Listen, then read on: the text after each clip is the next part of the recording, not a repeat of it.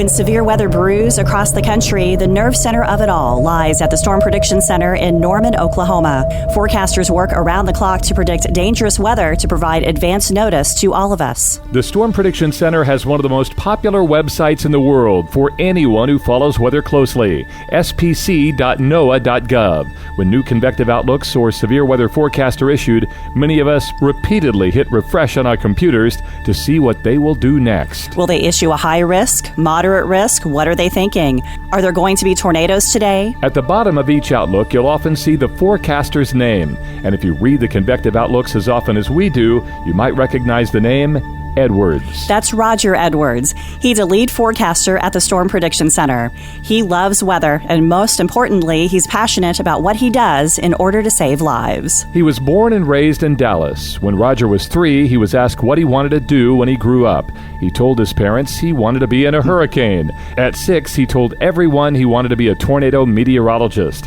Throughout his teenage years, he compiled thousands of note cards with information about each tornado and its history. Roger began his career as a research aide and storm intercept field coordinator at the National Severe Storms Laboratory while in undergraduate and graduate school at the University of Oklahoma.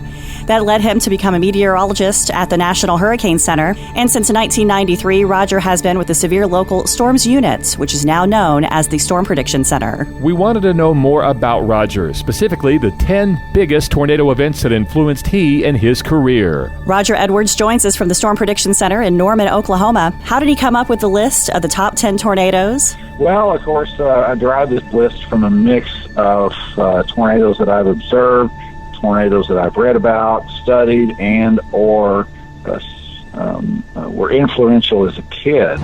Number 10. The El Reno, Oklahoma tornado on May 31st, 2013. I have a love-hate relationship with that one. It's not necessarily a favorite, if you want to put favorite as a term that's taken literally. But in terms of influence, it's absolutely among the most meaningful. So the reason for that is because even though I couldn't chase due to work, I don't have any regrets given how large and messy and behaviorally unstable that tornado was. It was influential professionally and personally in that it killed 2 friends of mine, Tim Samaras and Carl Young, as well as Tim's son Paul. And it nearly claimed a few others. There were a few other chasers I knew who were very close to the edge of it, may even been inside of it, and just got very lucky that they didn't get hit with subvortices like Tim and Carl and Paul did. This thing is southwest of El Reno. It looks like to me it's moving. It's going to affect probably south of I-40, about 3 miles right now. And it's not really moving that much. It's not moving that much. It's on the field. It's in the field right in front of us. You guys, Dave and Val, you're not in a good position. You guys listen to me. You're not in a good position. This thing is very, very close to you. You don't need to get that close. You're in the circulation. I'm telling you. It's not moving, though. Well, let me tell you. You may think it's not moving, but it is moving. We can see it on radar. And so it was a very personally impactful and meaningful tornado in that regard. It's actually a tornado I don't like very much. I don't care for it because it's the impact that it had on people that I knew. But it was very meaningful and influential, so I included it at the bottom of the top 10 list for that reason. And there's been some good that's come out of it. The Reno Survey project, which you might have heard of, that is led by Anton Simon, they just published a preprint version of the documentation of that in the online bulletin of the American Meteorological Society. It hasn't gone through tech editing yet, but it is there. It shows that that's the most thoroughly documented tornado visually in history because they time-synced numerous videos of that event from different angles based on lightning flashes, which can be synced down to fractions of a second. So it's a very, very neat project. elrenosurvey.net or Google it online for information on that. But that event taught lessons, a lot of lessons, meteorologically, as far as observing strategy, as far as the notion of respecting tornadoes, especially on days when storms can be slow-moving or erratic and have unpredictable storm scale processes that can kick tornadoes different directions. It taught lessons I don't know that a lot of chasers are learning those lessons necessarily based on some of the extreme, insane behavior I've been seeing on video. But I just hope that enough have learned it to reduce the potential for more casualties, such as what happened there. Roger Edwards ranks the El Reno, Oklahoma tornado from 2013 at number 10. And at number 9, another Oklahoma tornado we all remember. Number 9. If you are close to the Chickasha area, you should be in your storm shelters at this time. Find yourself a good interior room to hide. The Chickasha, Oklahoma tornado on May 3rd of 1999, that was an amazing day. And not only was it a very large and strong tornado near Chickasha, but it also had a satellite tornado.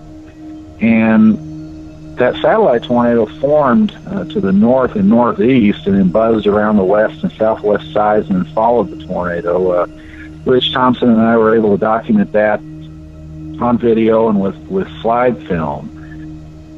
And this was a very wild event. We were able to witness it from a safe distance to the southeast on a hill and just watch the process happen. And I'd never seen a satellite tornado occur before that, much less two at once. And that launched an interest in me in satellite tornadoes, studying when and why they occur, and also just the curiosity of the physical processes behind it, because they're so poorly studied and so poorly known. Most modeling studies, numerical simulations, simulate a tornado vortex or a mesocyclone or a supercell, but they don't include satellite vortices. And I'd like to see that happen. I don't think it has happened yet, or if it has, it's been almost by accident. But I did start a climatological study of satellite tornadoes just to try to document them, first of all. I mean, that's step one. That's available on the SPC publications page. So that was a case where a chase spawned scientific study over a decade later, once I'd gotten some other ones out of the way on that event. And then once the sample size gets comfortably large, I'd like to publish that formally as well. But in the meantime, if chasers are listening, other folks have any information on satellite tornadoes that are not in that study that's on the SPC publication site, please email me at work, roger.edwards@noaa.gov, the documentation of satellite tornadoes, and I gleefully acknowledge the contribution and would be glad to include those in the list. Roger ranks the Chickasha tornado from 1999 at number 9. What rates at number 8 occurred more than 30 years earlier. Number 8. The date, April 11, Palm Sunday. At the U.S. Weather Bureau in Indianapolis, radar observers were keeping anxious watch on storm cells bearing down on the central Midwest. During the preceding hours, a warm, moist front had been rolling northeastward from the Gulf states. Its path would soon collide with a fast-moving cold front coming from the west. Nature gathering its forces for still another unending assault on man and man-made things. Thunderstorms began to form along the colliding boundaries of the two gigantic air masses. These conditions were being watched closely by the Weather Bureau's Severe Storm Forecasting Center at Kansas City, where a 24-hour watch is kept for weather conditions that might produce violent storms, particularly storms that might spawn tornadoes. Towering thunderheads lowered their deadly funnels onto the ground in southern LaPorte County. Heading on a northeasterly course, the twisters smashed into the communities of Kuntz Lake, La Paz, Lakeville, Wyatt, Dunlap, Shipshewana, and then crossed the state line into Michigan. Number 8, this one I didn't see, obviously. This was before my time. I wasn't born yet, but it was a picture that influenced me a lot as a kid. Was the Dunlap, Indiana double funnel from Palm Sunday, 1965. That was Paul Huffman's photo for the Elkhart Truth.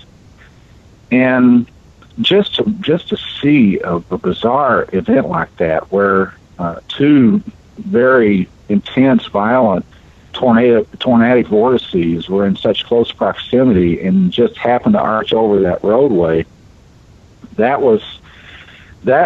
struck me. It was an image that burned into my mind from the time I first saw it, probably at about age 6 or 7 or 8, after I'd already gotten interested in tornadoes, and it's still there now. A lot of chasers, even today, marvel at that image. And, of course, like me, they were born long after that happened. Interestingly, about 40 years later, in 2005, as part of an office visit to the North Webster NWS forecast office, the person who was the WCM there at the time drove me down that highway, and I didn't fully realize we were taking that route.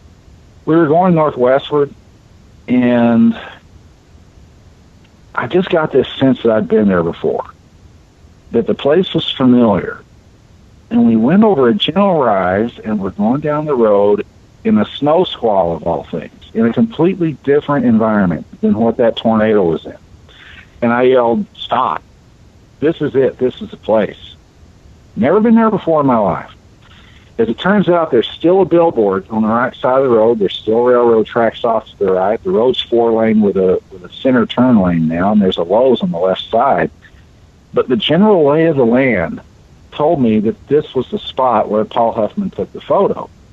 And so he pulled over. I got out of the vehicle, standing in a lake-effect snow squall from Lake Michigan, and walking back and forth in the road. There wasn't much traffic, and just walking up and down, back and forth, triangulating the spot, and then stood in the road.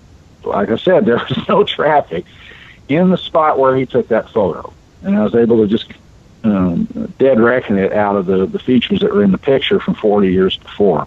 So that was an amazing experience. Very influential there. The Dunlap, Indiana double funnel is number 8 on Roger Edwards from the Storm Prediction Center's list of his most influential tornadoes. At number 7, our worst fear, a tornado after dark. Number 7. Number 7, Mulhall, Oklahoma, from May 3rd, 99. That was an F4 rated tornado over a mile wide at night. It was my first substantial nighttime tornado. It probably was capable of producing F5 damage at the time. It just didn't hit much, which is fortunate.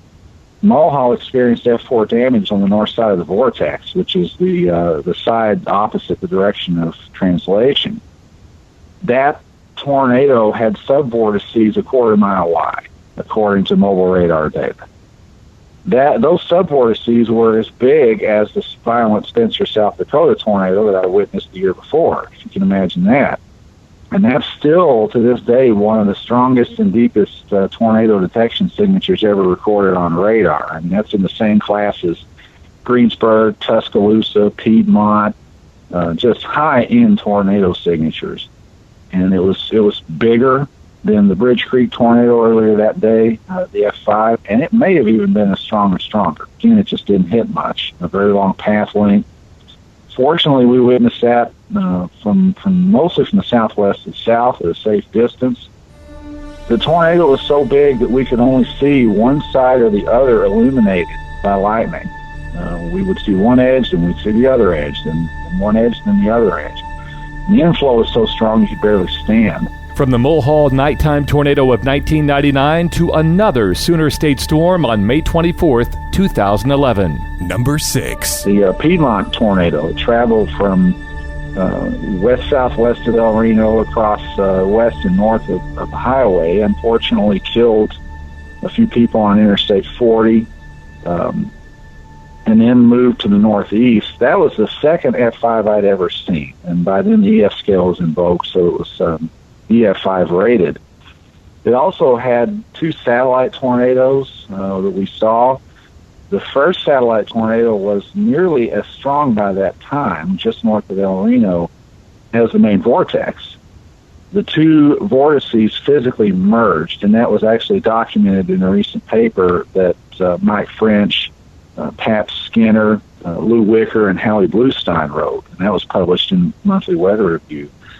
I contributed some of the photos of the merger process.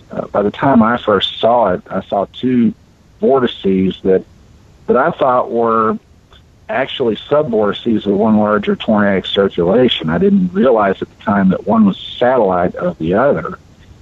and that the main tornado and the satellite were actually physically merging. Their vorticity fields were blending together on mobile radar.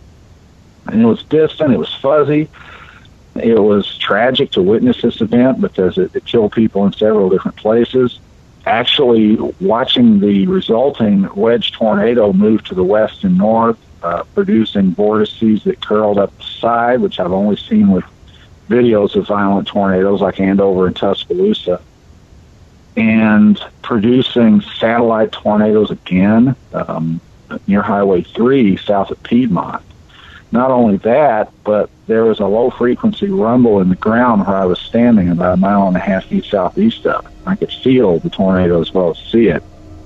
A very intense, informative event in my chase and professional careers there.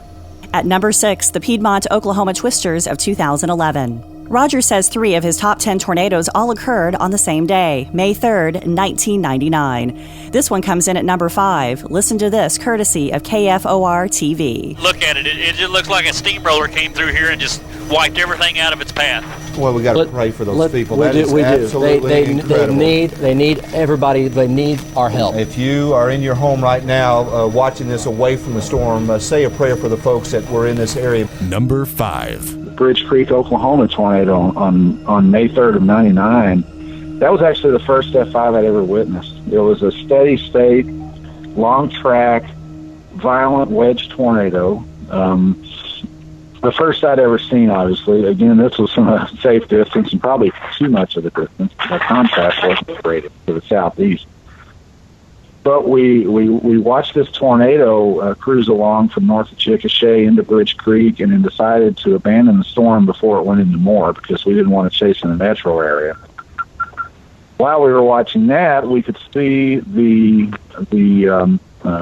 supercell to the west near Fort Cobb produce a tornado 38 miles away. So we were watching a tornado from 38 miles away to the west while we were watching the Bridge Creek wedge to the northwest. And that was a crazy experience, seeing tornadoes from 2 different supercells at once. And we surveyed the damage from that. There was obvious F5 damage, well-built homes with anchor bolts, slab, with the debris swept off the slab. Just incredible damage to Bridge Creek as well as in Moore. And that was actually professionally formative, too, because I was able to lead author one formal paper on that event and then co-author another with Rich Thompson. And those were the first 2 formal publications that arose at least partly from chase experiences. And so in a professional sense and a scientific sense as well, that was a very powerful and influential event. And also from a forecast sense, because my forecast for that event stopped. It really did. It was an under-forecast event on my part. And I woke up. Rich actually called to wake me up. I was coming off a night shift and said, first storm is going up to the southwest. Let's go get it. So we did, and the rest is history. But that event was very, very difficult to forecast. Fortunately, my colleagues on the day shift ramped the forecast up because of the subtleties involved. It wasn't apparent until about midday that this would be an important, violent tornado event. I'm glad they ramped the outlook up and ultimately made it a moderate and a higher risk. Greg Carbon was working at the Storm Prediction Center that day and remembers it well. One of the things coming to SPC that I realized right away was, you're working with some really amazingly skilled, dedicated people, people who are passionate about what they're doing, just want to learn more, want to do the best they can, and they're great people to work with. In fact, I tell people a lot that, SPC's got the best staff I've ever worked with anywhere. And May 3rd, I was still in the, so I had been there about 3 years, so I was kind of spinning up still, trying to absorb what I needed to become a better forecaster. And so I was there on the day shift the whole day, and we were looking at things, and actually noticed that the wind profilers to our west and Tucumcari were the profile information, real-time information, wasn't really verifying the models very well. In fact, the observed winds are stronger than what we were seeing in the models.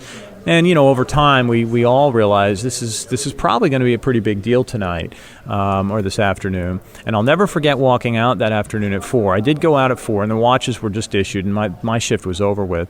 I wasn't responsible for watches at the time. I was just an assistant forecaster. But I walked out at 4 o'clock, and I saw one of our science support people, our research people, looking at the radar. And at that point, the cell had just developed near Chickasha or just south. And I just saw his face, and he just said, "This is bad. This is really bad." And went home and watched, and it's hard to forget. And the one thing I remember very clearly is as that cell moved northwest of my house that evening, I was able to get out and watch the supercell move well to the north of me. I couldn't quite see the tornado, but I could see the entire structure of the storm. And after looking at conditions on a larger scale all day, and then seeing this one storm most likely killing people at that time, it was just remarkable to me how much needs to come into place, how the ingredients need to fall into place, almost like you can't imagine how difficult it is to form a tornado of that magnitude, of that violence. The atmosphere does this, and luckily it's extremely rare when it does, because if it were any easier, we'd have a lot more trouble on our hands than we already do. Number 5, the Bridge Creek, Moore, Oklahoma tornado. On Roger Edwards' list of the most influential tornadoes, number 4 occurred in the Northern Plains. Number 4. What can they do, really? It's a mess. Number 4, Spencer, South Dakota, May 30th of 1998. That was actually my first violent tornado. We took an unconventional approach from the northwest, which I don't normally recommend. We've been on a line of storms that was non-tornadic to marginally tornadic in eastern South Dakota before that. Saw this one. This is before the days of cell phones, before the days of onboard radar. Visual chasing, basically. This storm had formed on the dry line to the south, and we saw a very, very intense, almost atom bomb look to convection to the due south through breaks in low clouds, and decided, you know what, it's that or this squall line. We'll go after that. So we came down the backside of the storm and encountered no hail, amazingly enough for a violently tornadic supercell. And then crept in behind it, and as we were doing so, through the rain to our south, first saw the big tornado cross the road to our south, continued to come in behind it, and then watch it move east-southeast with a view across the lake, the glacial lake. I had no idea at the time that this quarter-mile-wide tornado was hitting a town. There were no power flashes. There was no evidence in terms of large debris that we could see from that distance, about 2 to 3 miles, that was going on. And that was because the tornado had cut the power out to the town before it got there. So there were no power flashes at all. And the condensation funnel at that point was engulfing any evidence of large debris. Then the rain wrapped around and we couldn't see it anymore. It's a very brief intercept. It was my first violent tornado. Unfortunately, it killed 6 people in Spencer. We did the ground survey the next day. We helped out the NWS in Sioux Falls to do that survey and helped to rate the tornado. It ended up being rated an F4. There were a lot of very uncommon and unconventional damage indicators in that, from a water tower to a fire station, as well as a lot of construction that was old and not very well built. So it was a difficult tornado to rate. We did find enough to give it a marginal F4 rating in concert with aerial surveys and the Dow data. The Spencer, South Dakota tornado, number 4 on Roger's top 10 tornado list. Number 3. The Dallas tornado from May 26th of 1976. It was only, and I say only, an F2, but it was the first tornado I saw in person. I was a little kid, already interested in tornadoes, already had done science fair projects at school every year on tornadoes. And so this was just a complete thrill for a little kid at the time. Didn't have the maturity to realize, this actually might be hitting and hurting some people. But I was in my front yard trying to look through hills, trees, houses to see any evidence of this tornado that was being reported across parts of North Dallas. I lived in East Dallas, just east of downtown. And finally, through some trees in between a couple of houses, I saw a condensation funnel to the distant northwest. And then once that occurred, sirens were blowing. My mom came out of the house and yelled at me to get back in. I committed an act of egregious parental disobedience and instead ran half a block down to a major north-south artery that allowed a clearing that I could look to the north. While she was screaming at me in the distance, I ran away. I'm sure that didn't thrill her very much to have her kid running away from her with a tornado outside. I looked to the north, and the tornado was roping out in the distant north. It had already done the damage it did in North Dallas and was roping out. Condensation funnel was not connected. I never did see full connection, although I'm pretty sure I saw a power flash under it when it was further west. That was a very influential event. On our top 10 tornado list, you don't have to travel at all, but you do have to go way back to remember the event, which comes in at number 2. Awesome as an 8-bomb mushroom, a tornado howls into Dallas, Texas. Sides of buildings were sheared away by the tornado, which left 500 persons homeless along its erratic 15-mile course. Ominous debris is stark testimony to the whirlwind fury of the Texas blister. Number 2. And it's amazing that this is number 2, but it's also a tornado in Dallas. This was on April 2nd of 1957. I think that most of us who like tornadoes have seen images from this. Grainy black and white movies of warehouses flying apart, black and white pictures from assorted sources of a snaky tornado over the Trinity River bottoms. There were more pictures and movies of this tornado at the time than any other. At the time in 57, it was the best documented tornado ever, until Fargo came along, probably. It was in my hometown, a lot of familiar sights in the footage. There were still photos of downtown Dallas skyscrapers with the tornado in the background. It was a tall, slim, very highly visible, high-contrast tornado, moved for about 15 miles to the southwest, west-central sides of town, dissipated near left field, moved from south to north. That was a subject of intense interest of mine as a kid at the public library there. They had movie reels, 8 and 16 millimeter movie reels from WFAA and other sources in the Texas History Collection. Maybe they still do. And they became so familiar with me at the library there that they let me string the movie reels up and watch them on projectors and didn't even supervise my doing it because I'd been there so much. That made me aware of the tornado impact on cities, on big cities. And it planted the seed for large venue preparedness, which is a topic I've been interested in ever since as a kid, wondering what would have happened if a tornado like that had hit Arlington Stadium, now the ballpark, or if it had hit Texas Stadium, now Jerry World, or if it had hit the Cotton Bowl with a concert or a football game going on. That can happen, and it easily could happen. What if it had crossed Stemmons Freeway at 5:30 p.m., packed with cars, 10 lanes of parking lot? A very scary prospect, and so that was an event that as an adult and as a professional got me involved in studying large venue and crowd preparedness for tornado events as well. Number 2 on Roger Edwards' list of his top 10 most influential tornadoes. The storm that comes in at the top was so impactful, a film was produced about it called Terrible Tuesday. Suddenly the wind was not a wind anymore. It was a very solid force. I heard the sound of my voice as the air was pulled from my lungs. The sensations were of being pounded and hit and stabbed. It was violent. It was very, very violent.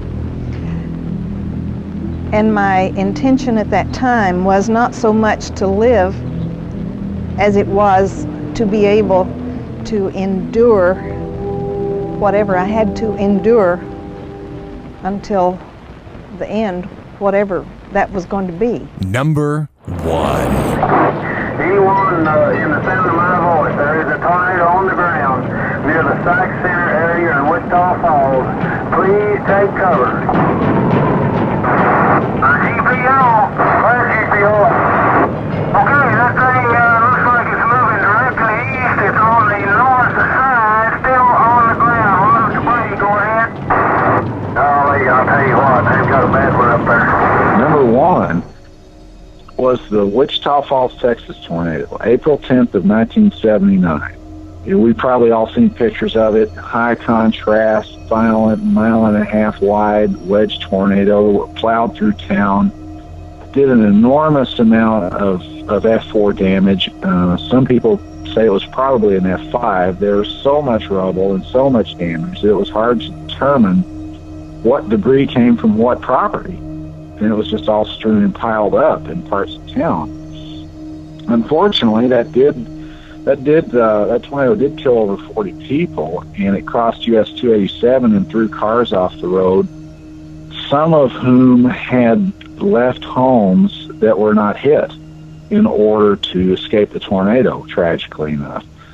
The effect on me was not just the facts of the event, which were intense enough, the photos.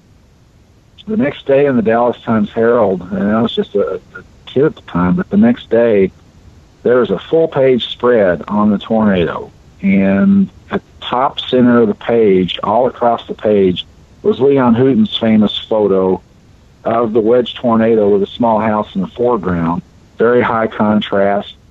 I cut that picture out and put it on the wall opposite my bed so I could wake up and see it every day.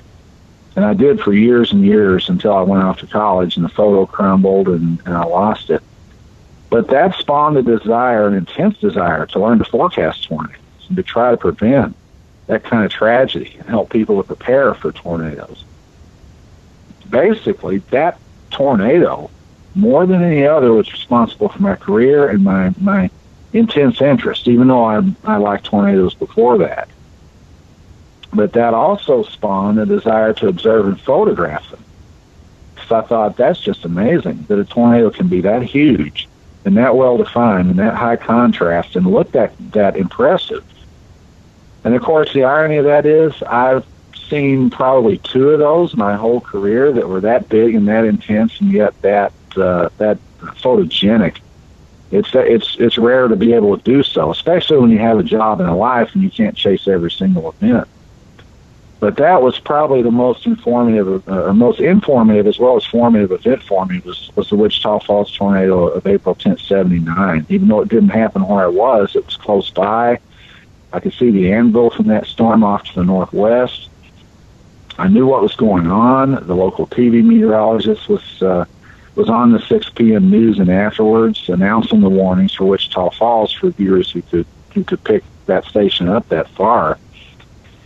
And so that was probably the biggest and most meaningful tornado event in my life, even though it was one I never did see. So there's my top 10 list.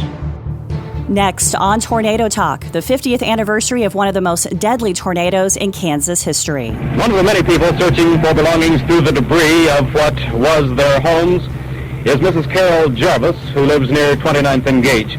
Mrs. Jarvis, have you been able to find most of your personal belongings? Yes, most of it, except for the living room furniture. We haven't been able to find any of that. You mean it literally blew away? Yes, I guess so. We talked to a storm survivor and relived the day of the Topeka tornado, June 8th, 1966. This has been Tornado Talk, powered by thestormreport.com.